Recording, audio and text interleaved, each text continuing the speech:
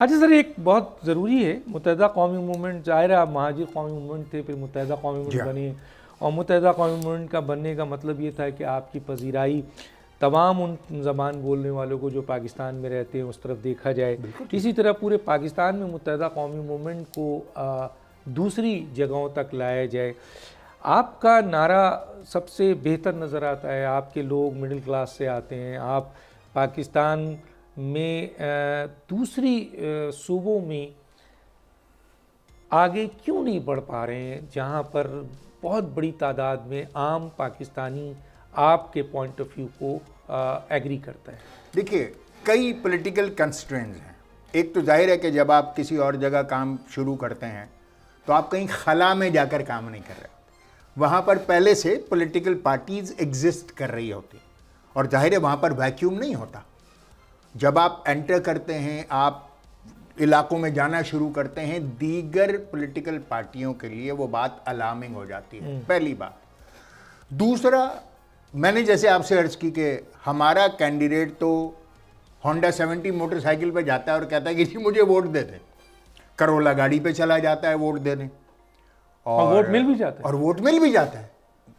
Unfortunately باقی ماندہ پاکستان میں عوام ایم کیو ایم چھوڑیں جی، کسی اور بھی جماعت کے لیے، پیپلز پارٹی ہے، نون ہے، پی ٹی آئی ہے، کوئی بندہ، کوئی لوور مڈل کلاس کا کینڈیڈیٹ، کوئی مڈل کلاس کا کینڈیڈیٹ جو اگر وہ کھڑا کریں پورے پاکستان سے، ہم اس کو بغیر اس کے سپورٹ کریں گے کہ بھائی یہ ہم اس کینڈیڈیٹ کو سپورٹ کر رہے ہیں کیونکہ یہ ہماری کلاس سے بلانگ کرتا ہے، لوور مڈل کلاس.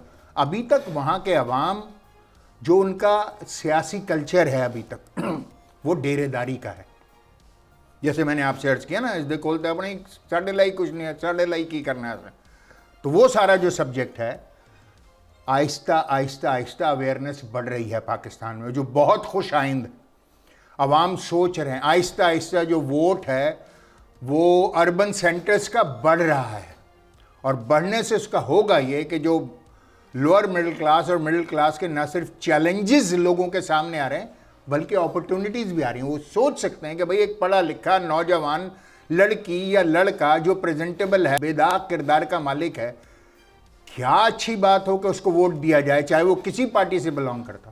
تو یہ تبدیلی. اچھا سر، یہ بتائیے کہ آپ کی جو اس وقت جو مختلف دھڑے تھے، گروپس تھے، وہ اب ایک ہو گئے ہیں. جی.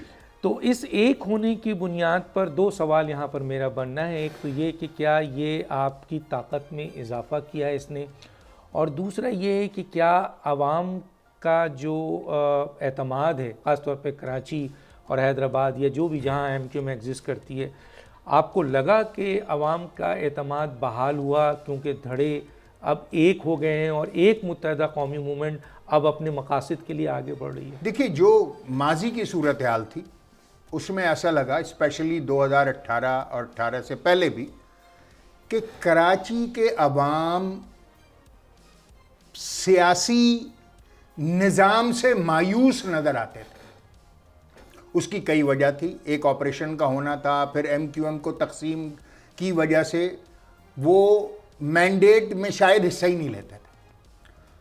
عوامی مطالبہ، عوامی دباؤ تھا کہ سب سے پہلے تو ان تمام کو ایک جگہ ہونا چاہیے، اور یہی وہ عوامی دباؤ تھا جس نے ایم کیو ایم کے تمام دھڑوں کو ایک جگہ کیا. جس جگہ جاؤ، جس شادی میں جاؤ، جس فوتگی میں جاؤ، کسی تقریب میں جاؤ، عوام یہی سوال کرتے، یار آپ لوگ ایک نہیں ہو سکتے؟ کوئی راستہ نکالیے حیدر بھائی، کوئی راستہ نکالیے خالد بھائی، کوئی راستہ نکالیے فاروق بھائی، کچھ سوچیے، کچھ غور، کہیں ایک جگہ ہو جائیے.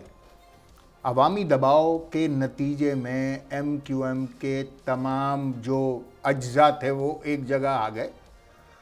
اور ظاہر ہے کہ اس میں فوری طور پر میں یہ نہیں آپ سے کہہ سکتا کہ اور چیز بڑی ہنکی ڈوری ہو گئی، سب ٹھیک ہو گیا، مگر سمت صحیح ہو گئی، منزل کا تعین ہو گیا، راستہ نظر آ گیا، سب ایک جگہ جمع ہو گئے. سبسکرائب کریں اور بیل دبائیں تاکہ کوئی خبر رہ نہ جائے.